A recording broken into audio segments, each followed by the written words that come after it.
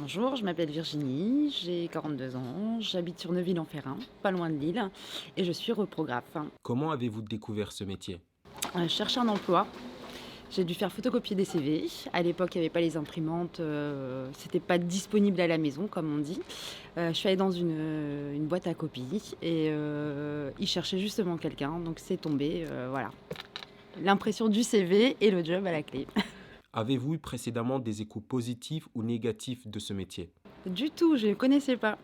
Quel est le parcours scolaire qui vous a permis d'accéder à ce métier? Il n'y a aucun critère particulier pour être reprographe. La reprographie, c'est pas un métier reconnu. C'est-à-dire qu'on n'est pas imprimeur. Imprimeur, c'est des grosses quantités. On l'est devenu maintenant, en fait, avec les années, parce que tout est fait à partir d'informatique. Mais à la base, c'était vraiment du reprographe, c'était de la photocopie et des techniques de photocopie. Donc, il n'y avait pas de diplôme spécialement. Il y avait les diplômes pour l'imprimerie. Le reprographe, en fait, c'est du bon sens. C'est du bon sens, de la logique. Et après, il faut aimer le contact client et la vente, tout simplement. Le métier par lui-même, c'est toujours appris sur le tas. Alors, actuellement, si on remet les choses en 2022, il y a des écoles qui existent pour l'imprimerie, où ils apprennent maintenant à faire fonctionner ce qu'on appelle les presses numériques, qui sont des très très très grosses photocopieuses en fait. On apprend à retoucher les fichiers. Euh, c'est tous des métiers. Il y a des écoles comme Bagio qui vont le faire. Il y a deux, trois écoles aussi du côté de Tourcoing. C'est les nouveaux métiers numériques. Il y a encore des apprentissages sur les offsets. Donc ça, c'est vraiment le côté imprimerie avec le mélange des pots d'encre, etc., qui est en train de se développer actuellement. Selon vous, est-il facile de trouver un poste similaire? Je pense. Je pense, ouais, ouais. On est encore quelques vieux reprographes à exister. On n'est plus nombreux, mais on a du mal, par exemple, à recruter. Parce que il faut. C'est pas une question de diplôme, c'est pas une question. Il faut quelqu'un de dégourdi, quelqu'un de sérieux. Et les gens ne vont pas passer la porte du magasin, par exemple, parce qu'ils pensent qu'il faut avoir justement des compétences très pointues, ce qui n'est pas le cas. Depuis combien de temps exercez-vous votre métier? Depuis 20 ans, Quels sont vos horaires de travail? sur une semaine, ça fait à peu près c'est 7 heures par jour, hein. Donc un peu le matin, la petite pause, l'après-midi. On est une équipe de 2 personnes plus un alternant, donc ce qui permet de rouler entre les matins, les après-midi, des choses comme ça. On a une ouverture à 8h30 et on ferme à 19h. Quel est l'objectif de ce métier? Rendre les gens heureux? Non. euh, L'objectif du métier, c'est de réaliser en texturé, en papier, ce que les gens ont produit en informatique. Ça peut être aussi bien des cartes de visite, des cartes postales, des dessins, des petits books pour faire plaisir aux parents, des choses comme ça. Et après, le côté plus sérieux, les tests de médecine, les rapports de stage, les mémoires, euh, les livrets, que ce soit les livrets de messe. Alors, il y a des livrets de messe de baptême, par exemple, qui sont plutôt sympas. Puis après, on a aussi les livrets pour les funérailles. C'est la partie un petit peu de temps en temps où il faut savoir accompagner les gens.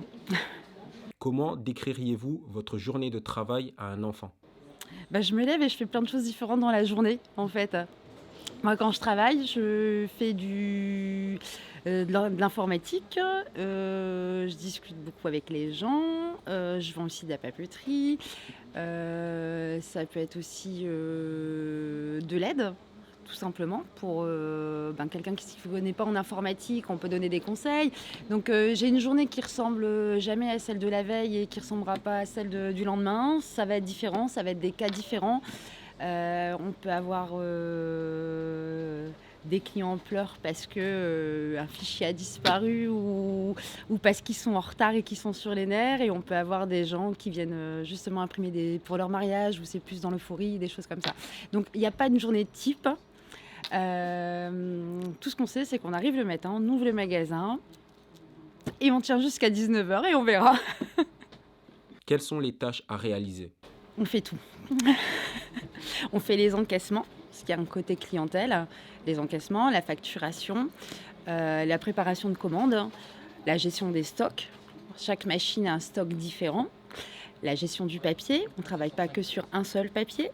Donc on va vraiment être à jour de nos stocks, donc toutes les commandes.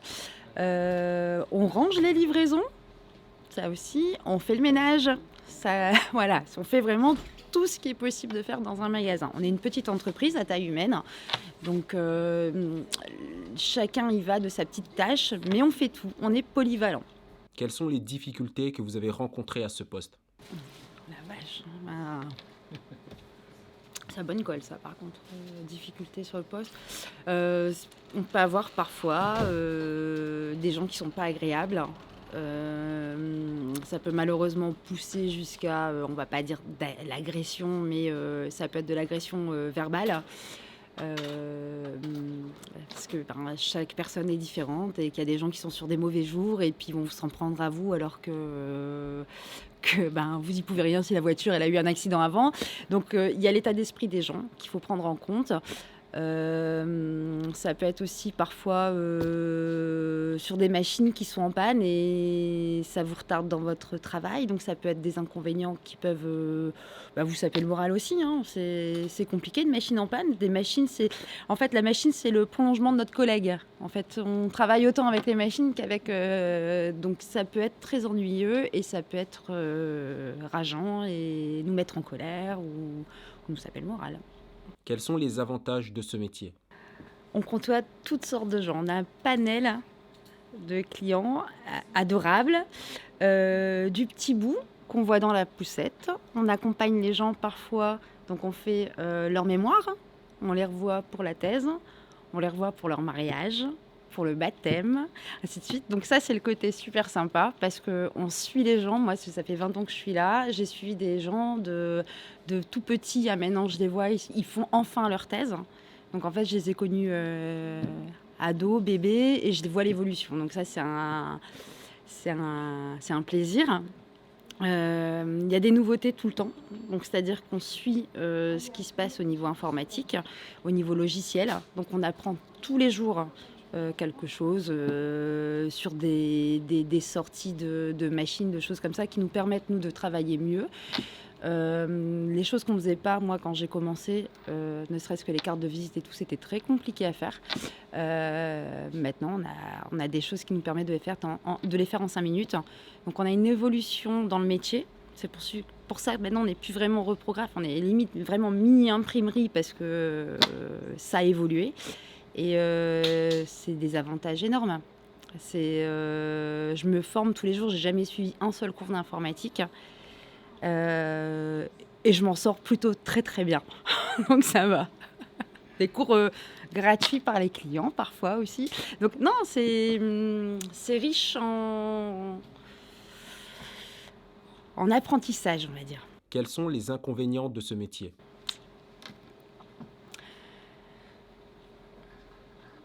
Alors les inconvénients du métier, c'est que on a des grosses journées parfois. Comme là, je disais tout à l'heure, on fait des livraisons, mais on porte du lourd. Le papier, c'est pas léger. Faut savoir gérer parfois des situations telles que des fichiers qui ne vont pas. Faut donner le résultat au client. Le client, il veut un document papier à la fin. Si le fichier ne va pas, c'est à nous de faire en sorte que le document soit prêt. Donc si on lui a dit dans 1 heure, c'est dans 1 heure. On ne va pas mentir à un client. Donc on se débrouille, ça c'est les inconvénients. Il va falloir trouver la solution sans que le client s'aperçoive de rien, qu'il lui doit rester tranquille. Mais on doit gérer tout ça derrière. Quel est votre plus beau souvenir? Des lettres de clients qu'on n'a pas vues depuis très longtemps parce qu'ils ont déménagé, qui se souviennent par exemple de votre anniversaire et peut-être 5-6 ans après, vous recevez un courrier au magasin et puis on vous souhaite bon anniversaire. On vous remercie pour le travail que vous avez fait, ça aussi de temps en temps ça fait du bien parce que les gens sont contents et ça fait plaisir, quoi.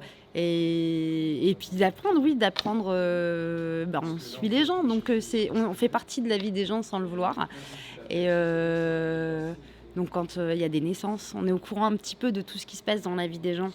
entre guillemets, parce que ils viennent chez nous parfois parce qu'ils doivent imprimer des choses pas agréables, des impôts, des choses, des procès, des choses comme ça. Et ça fait énormément de plaisir de revoir les gens qui, des années après, vous disent voilà, au fait, vous vous souvenez, j'étais passée pour ça, et j'ai gagné mon procès. Là, on est content. Vous vous souvenez, là, j'ai eu mon bébé. Enfin, voilà, c'est ces petits plaisirs-là de la vie quotidienne, en fait. Et c'est des retours qu'on a et qui sont très agréables. Quel est votre pire souvenir? Alors, ça arrivait qu'une seule fois, heureusement, je me suis déjà fait agresser, moi, au magasin. Voilà. Donc, j'étais pas tout seul, j'avais des clients. C'était pas une agression, c'était une agression comme ça. Quelqu'un qui était un petit peu, on va dire, dans son monde, qui rentrait, qui n'avait pas rentré dans le magasin, mais voilà, et qui s'en est pris à peu près à tout le monde. J'ai dû m'interposer parce que je suis censée faire, entre guillemets, la loi dans le magasin pour éviter le genre de problème. Et ça s'est mal passé, donc il a voulu s'en prendre à moi. Et voilà. J'ai été défendue par des clients qui étaient là. Donc c'était sympa de voir que tout le monde, voilà, on peut compter les uns sur les autres. Et voilà, ça s'est bien passé, ça s'est bien fini, mais c'est vrai que c'est pas mon meilleur souvenir. Quel est le salaire à ce poste? Alors, à la base, c'est le SMIC. Après, ça dépend de l'ancienneté. Hein, donc, on évolue avec les années. On évolue aussi avec la polyvalence qu'on a. C'est-à-dire au plus on va savoir faire de choses, en fait, tout simplement, au plus on va être récompensé, en gros. Donc, le salaire augmente petit à petit. Je ne vais pas dire qu'on passe de grade, mais on fait des choses qui sont un peu plus internes à la société au niveau de la compta, au niveau des choses comme ça, des commandes, des choses comme ça. Donc ça démarre au SMIC, mais après, pouvez évoluer tranquillement et avoir un bon salaire. Quels sont vos rapports avec vos collègues? Très bien. On s'entend très bien. C'est une petite entreprise, on n'est que 3. C'est important. C'est important, on se vanne beaucoup. On se dit les choses quand ça va pas aussi, mais toujours cool. Voilà, on a des gens qui sont ordonnés, il y en a qui le sont moins. On en rigole. Comment votre métier est perçu par votre entourage? Alors, au départ, les gens ne comprenaient pas ce que je faisais. C'est-à-dire que on me disait, tu fais des copies. Ça va un petit peu plus loin que ça. Donc, on imprime des fichiers, on travaille les fichiers. Ça, les gens ne le comprennent pas toujours. C'est pas un métier qui est connu. Les gens viennent chez nous parce qu'ils ont besoin d'un document. Donc, c'est pas inné. Donc oui, les gens ne comprennent pas forcément parfois ce que je fais.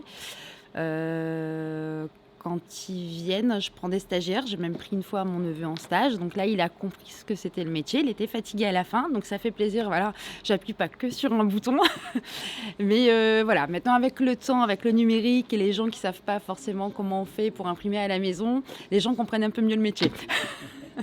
Et ils sont contents quand on voit par exemple un prospectus ou quelque chose comme ça. Je dis celui-là c'est moi qui l'ai fait. Là voilà, là ils comprennent un peu mieux. Quels sont les débouchés possibles du métier? Sincèrement, débouchés possibles, commercial. Vous pouvez partir dans les voies de commercial. Celui qui a envie de toucher à un peu plus de mécanique, comme on dit, il peut même être réparateur de machines. On les côtoie souvent en magasin. C'est pas nous qui réparons les machines, c'est des entreprises spécialisées. Il peut être vendeur, parce que de toute façon, on touche à la vente. Donc vendeur, commercial, réparateur, informaticien. Je crois qu'on a des petites notions et on apprend avec nos logiciels à nous à faire des choses. On pourrait très bien évoluer vers la PAO, c'est-à-dire se dire carrément, je prends un gros logiciel et j'apprends la PAO, ce qui est possible. Donc la PAO permet de toucher, c'est comme un petit peu du graphisme. Donc c'est des débouchés possibles aussi. Quels sont les conseils que vous pouvez donner à une nouvelle recrue? Ne te laisse pas manger. Pas par nous, hein. Non, il faut savoir, voilà, garde la tête froide, garde ton sang-froid. Et il n'y a rien de grave, hein. On travaille avec du papier. Avez-vous un message à donner pour ceux qui souhaitent réaliser ce métier? Allez-y, venez voir, venez nous rencontrer. On n'est même pas contre, de vous voir, une journée en stage ou des choses comme ça. C'est un beau métier, c'est un très beau métier et comme je disais au début, on n'a pas forcément besoin de diplôme, mais il suffit du bon sens et d'avoir envie. Donc foncez, il y a des tas de petits métiers comme ça qui existent de toute façon partout. Poussez les portes et demandez s'ils cherchent quelqu'un, déposez des CV et ça vaut le coup, ça vaut le coup. Cette interview touche à sa fin. J'espère qu'elle vous a permis de découvrir la réalité terrain de ce métier. Si vous jugez que cette vidéo a été utile, n'hésitez pas à interagir avec elle pour qu'elle soit suggérée plus facilement à ceux qui en ont besoin. Ajoutez à ça, n'hésitez pas à vous abonner pour ne pas rater la suite des interviews à venir. On vous remercie d'avoir suivi cette vidéo jusqu'au bout et à très bientôt.